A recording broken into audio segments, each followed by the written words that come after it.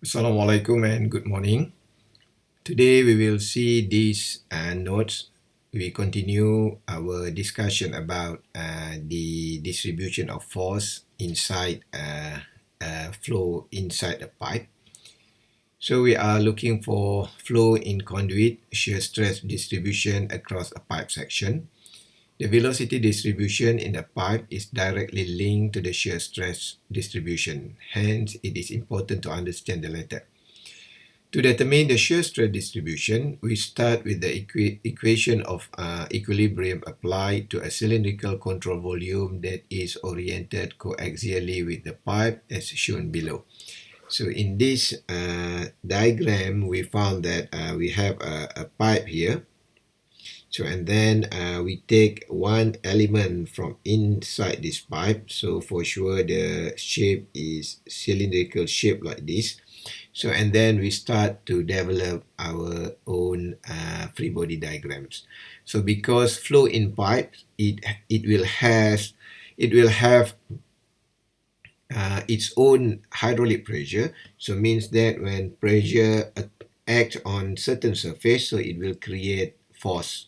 So we assume that we have force at this direction, and at the same time we have another force due to the different pressure from point 1 and point 2 there.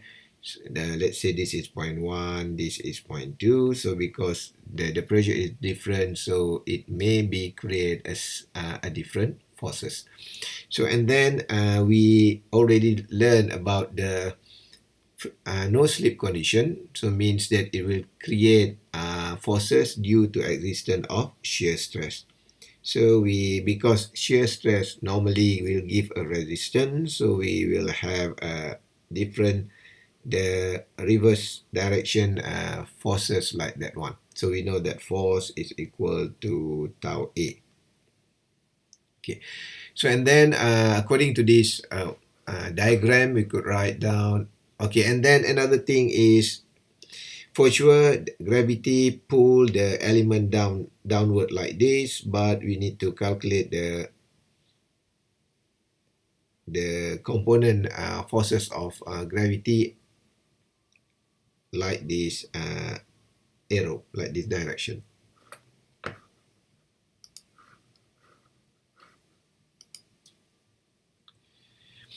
So and then for the condition above, it is assumed that the flow is uniform, streamlines are straight and parallel. Therefore, the net momentum flow through the control volume is zero. Also, the pressure across any section of the pipe will be hydrostatically distributed.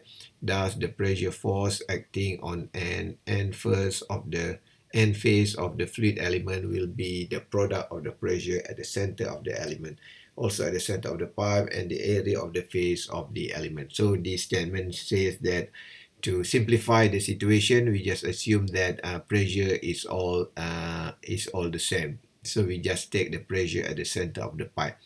With a steady uniform flow, equilibrium between the pressure, gravity, and shearing forces acting on the fluid will prevail. Consequently, the momentum equation yield the following value. So means that the total forces that occur on that control volume will equal to zero.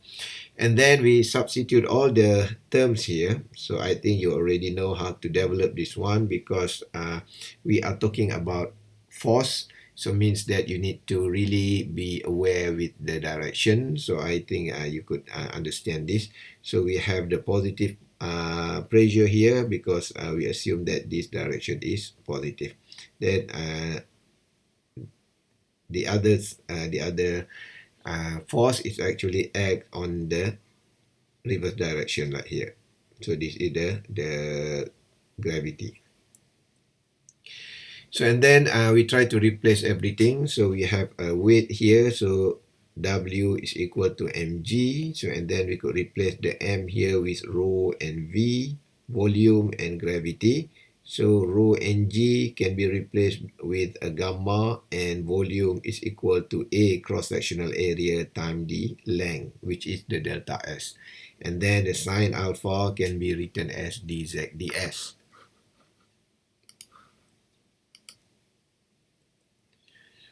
So and then we substitute the equation 1 become this equation. So and then we divide equation 2 through the delta S and A, and then we could obtain this one. So this is the equation for the shear stress for this situation. So since the gradient itself, ds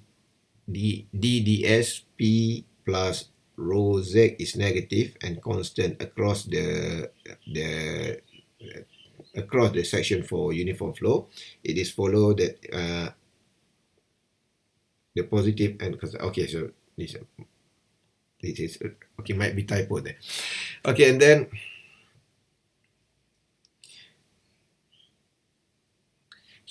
the tau in equation 3 will be 0 at the center of the pipe. So this is, you know about this. So the shear stress is equal to at the center and will be increased linearly to a maximum at the pipe wall. So we will use equation 3 in the following section to derive the velocity distribution for laminar flow.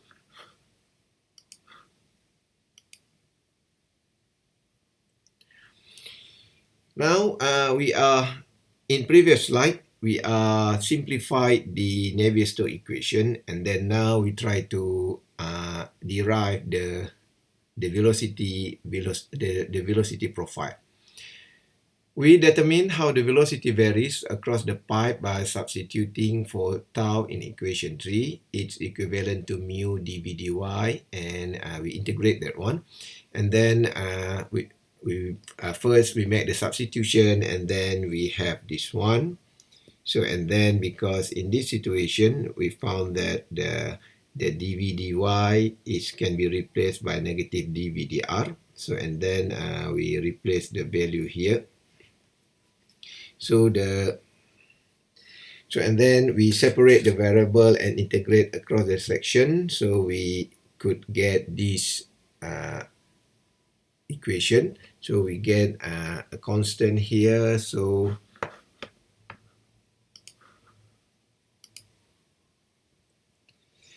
we can evaluate the constant by integration in equation 6 by noting that when R is equal R0, mean the maximum condition of R, the velocity is equal to 0. So it is because the no slip condition.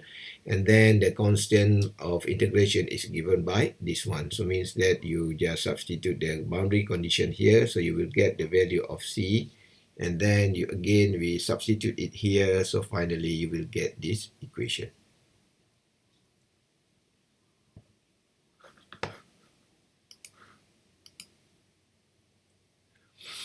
So equation 7 indicates that the velocity distribution for laminar flow in pipe is parabolic across the section with a maximum velocity at the center of the pipe. Figure below shows the variation of the shear stress and velocity in the pipe.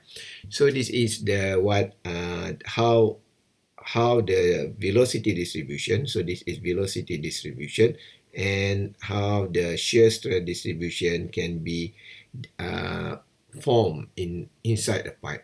So we know that molecule here, so it will stick very hard on surface, so means that the velocity here is 0, and then the velocity become faster and faster, and then you could get the maximum velocity at the center line of the pipe. So you could draw the velocity profile like this one.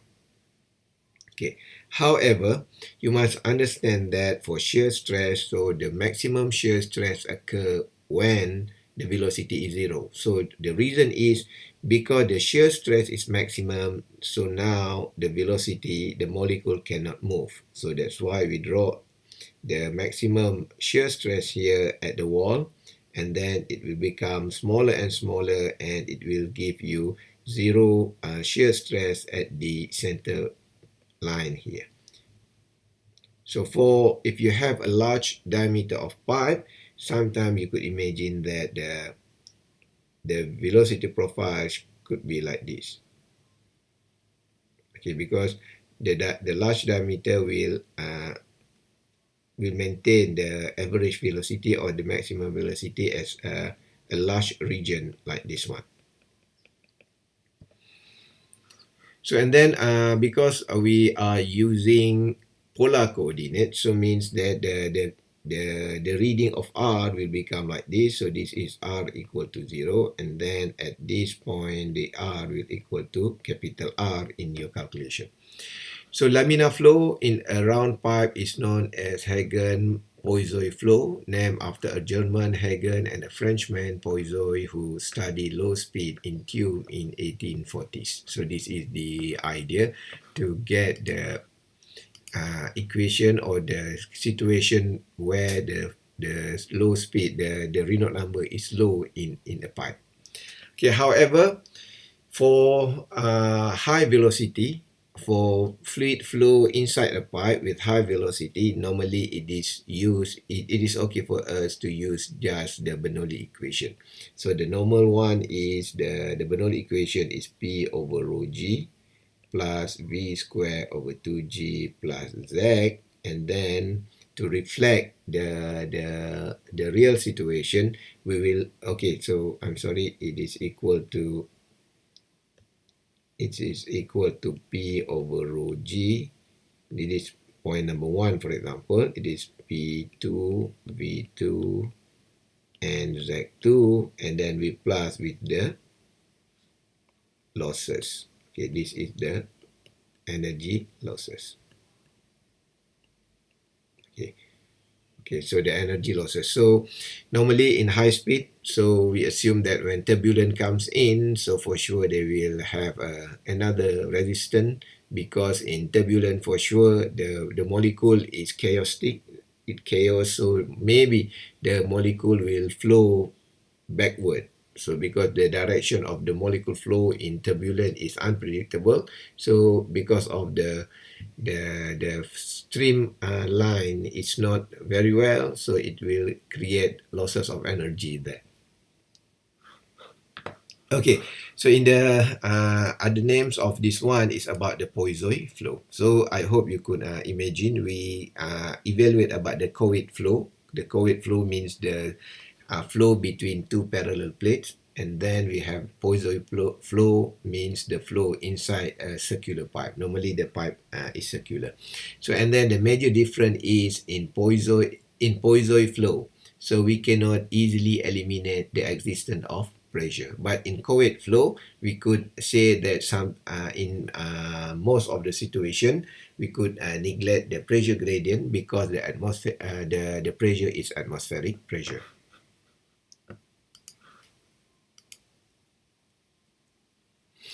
Okay, now it is actually lead to the idea of losses. For many problems, we wish to relate the pressure change to the rate of flow or mean velocity in the conduit. Therefore, it is necessary to integrate dq equal v dA. So this is the continuity equation over the cross-sectional area of flow. So that it will become like this. So we have the q times v dA. So this is the equation of velocity, and this is the dA. So I think you know why dA can be written as 2 pi r dr. So we have A equal pi r square. So you have dA is equal to pi r dr. So and then the factor of this one is constant across the pipe section. Therefore, upon integration, we could obtain this term. So and then we could reduce into this one. So and then if we divide through by the cross-sectional area of the pipe, we have an expression for the mean velocity as this one. So we divide by the cross-sectional area.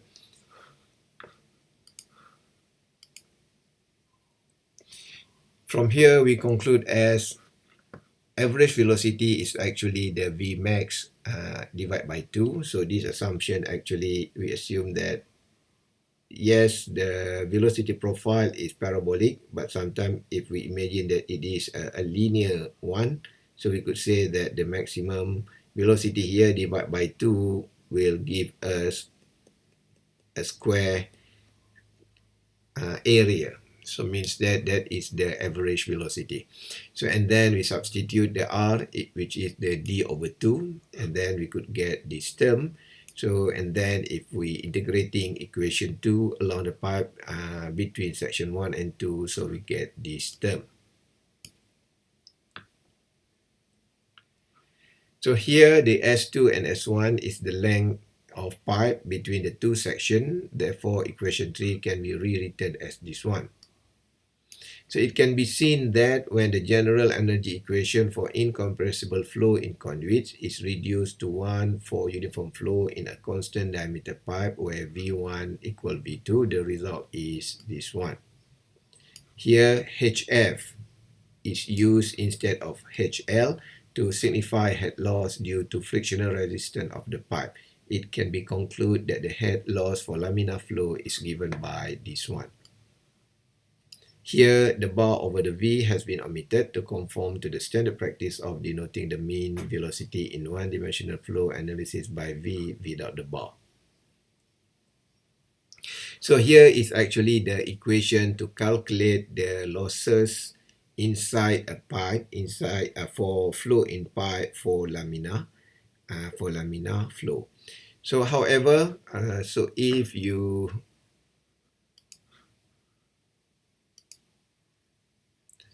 okay, so actually for your information, losses here can be divided into two. One is major loss, and the other one is minor loss.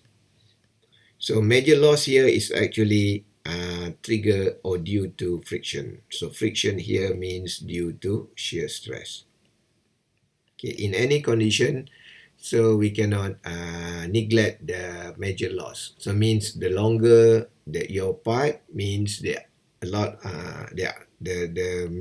major loss is increased. So however, about the minor loss here is actually, it's in simple way, it's about the changes of velocity. So for example, if we have inlet or outlet pipe, or we have a junction, so a T junction, L junction, and so on and so forth. So, or we have a component.